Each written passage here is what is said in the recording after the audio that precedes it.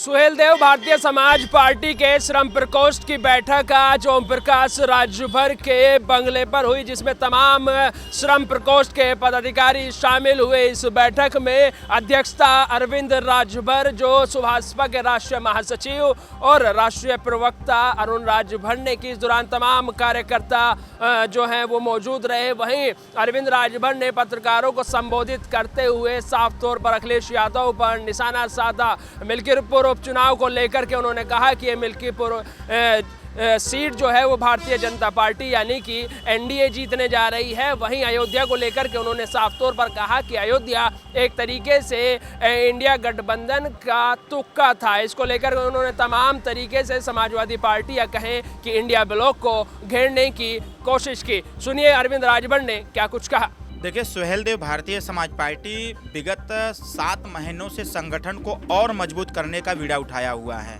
अभी हमने कुछ समय पहले पार्टी की हमने सदस्यता भंग कर दिया था, कार्यकारिणी भंग कर दी थी। उसी कड़ी में हमने जब सदस्यता और चालू किया और संगठन को मजबूत करने का व्यवस्था बनाया, तो हमने अपने पार्टी में लगभग 18 हमने प्रकोष्ठ बना रखे हैं और हर प्रकोष्ठों की बैठक लगातार हो रही है। अभी कल हमने युवा मोर्चा की बैठक की, इसके पहले हमने जिलाध्यक्षों को बुलाया हुआ था और आज श्रम प्रकोष्ठ की बैठक, पहली बार कोई पार्टी श्रम प्रकोष्ठ की बैठक कर रही है। हम लोगों ने यह तय किया हुआ है कि जिस प्रकार से श्रम विभाग के माध्यम से गरीब कल्याण के लिए जो योजनाएं चलाई जा रही हैं, पंचायत राज विभाग के माध्यम से जो गरीब कल्याण के लिए योजनाएं चलाई जा रही हैं, ऐसी योजनाएं ग्रामीण स्तर तक पहुंचे जिससे श्रमिकों का अधिक से अधिक लाभ हो। उसके लिए हम लोग कार्यकर्ताओं को बुला करके संगठन को मजबूत, बूथ स्तर तक संगठन को मजबूत करने का आज हम लोग निर्णय ले रहे हैं। इसके साथ साथ जो हमारे माननीय मंत्री श्री ओम प्रकाश राजभर जी के द्वारा पंचायती राज विभाग के माध्यम से जो जीरो पॉवर्टी स्कीम लागू की गई, वह स्कीम गांव गरीबों तक पहुंचे, श्रमिकों तक पहुंचे, उसके लिए भी कार्यकर्ताओं को प्रशिक्षित किया जा रहा है कि यह जीरो पॉवर्टी स्कीम कैसे आप उसका लाभ ले पाएंगे।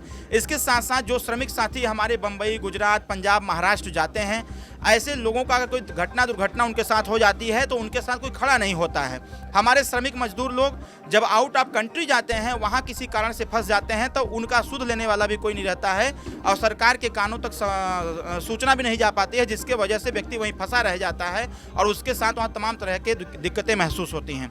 तो ऐसे लोगों के लिए सुहेलदेव भारतीय समाज पार्टी अपने श्रम प्रकोष्ठ के माध्यम से हम लोग यह तय कर रहे हैं, आपसे निर्णय ले रहे हैं कि हमारे श्रमिकों के साथ अगर कहीं कुछ होता है तो सबसे पहले श्रमिकों के लिए एक इंश्योरेंस की व्यवस्था हो, सरकार उसकी व्यवस्था करे कि उनका हेल्थ कार्ड बने। जैसा कि अभी श्रम विभाग के माध्यम से श्रम कार्ड बना हुआ है, श्रम कार्ड अभी निचले स्तर पर लोगों तक नहीं पहुंच पा रहा है और इसके लिए सरकार भी प्रयासरत है, एडवर्टाइज करा रही है। लेकिन हम लोग अपने संगठन के माध्यम से श्रमिकों तक यह संदेश भिजवाएंगे कि जो श्रम विभाग के माध्यम से एक श्रम कार्ड, जिसको जॉब कार्ड भी बोलते हैं, जॉब कार्ड बन जाने से, जैसा कि सुहेलदेव भारतीय समाज पार्टी 2002 से ही कह रही थी, एक प्रकार की शिक्षा होनी चाहिए, गरीब और अमीर को एक प्रकार की शिक्षा मिलनी चाहिए। इसी कड़ी को देखा जाए, जैसा कि भारत सरकार ने तय किया 1 नेशन 1 इलेक्शन का, तो उसी प्रकार से सुहेलदेव भारतीय समाज पार्टी श्रम प्रकोष्ठ भी कह रहा है कि अगर इस देश में 1 नेशन 1 इलेक्शन की सहमति दी जा सकती है, उसमें निर्णय लिया जा सकता है, उस पर चर्चा हो सकती है, तो फिर 1 नेशन 1 एजुकेशन भी चर्चा होनी चाहिए और इसे लागू होना चाहिए ताकि इससे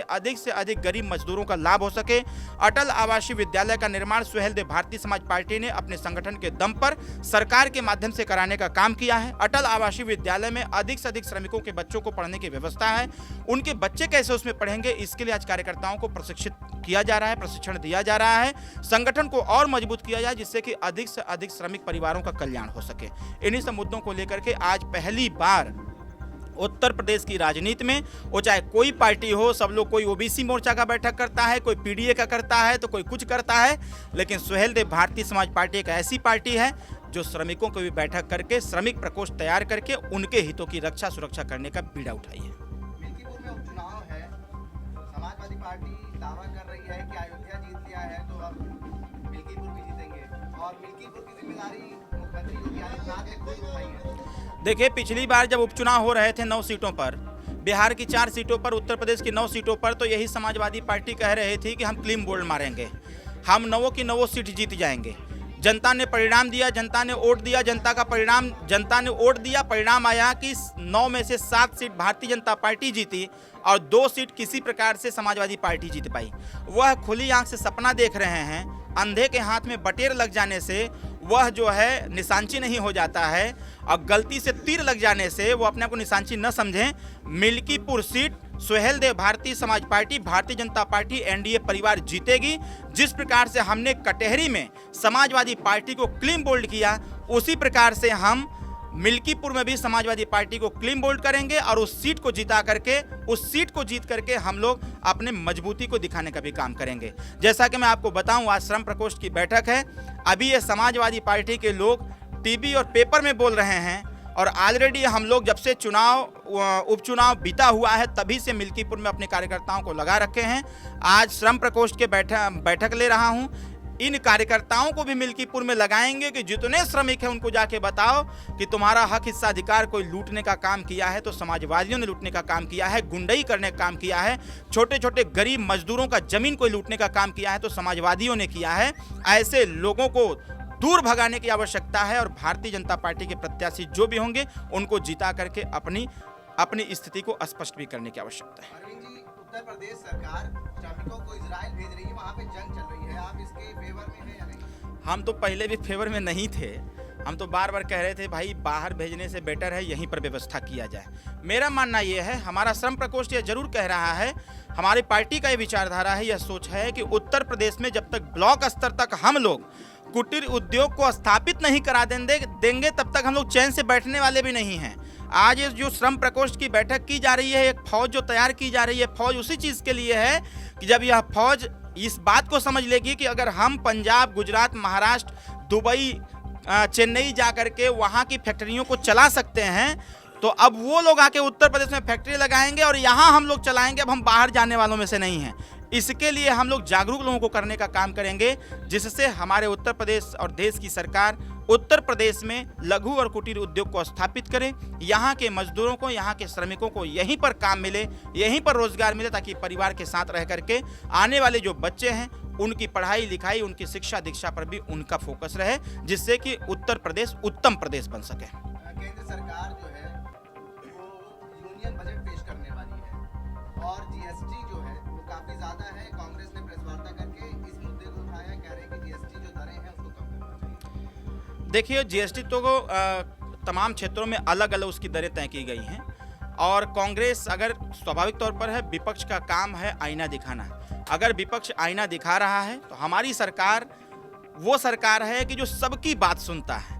कांग्रेस की भी बात सुनेंगे और सुन करके हमारी सरकार के जो अंग हैं वो जो निर्णय लेंगे वो निर्णय भारत देश में और उत्तर प्रदेश हर जगह लागू होगा। अरविंद राजभर ने साफ तौर पर कहा कि मिल्कीपुर में हम लोग जीतने जा रहे हैं और इस बार किसी का तुक्का नहीं लगेगा।